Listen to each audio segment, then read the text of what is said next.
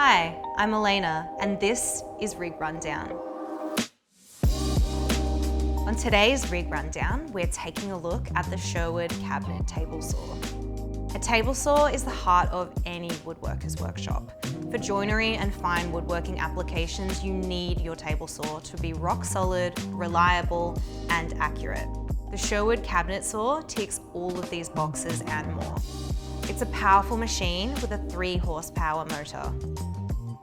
It fits a 12-inch blade on a 5/8 arbor, which means you've got a wide range of blades to choose from, and a maximum cut height of 100 millimeters. The Sherwood cabinet table saw is supplied with 3 throat insert plates.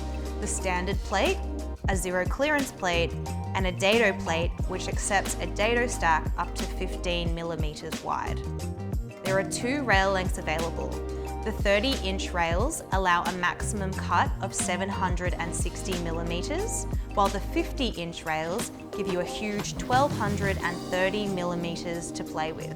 The included spindle bush set allows you to use blades with different bores without having to use insert bushings. Dust extraction is easy with a 4-inch port underneath and a 2-inch overhead port.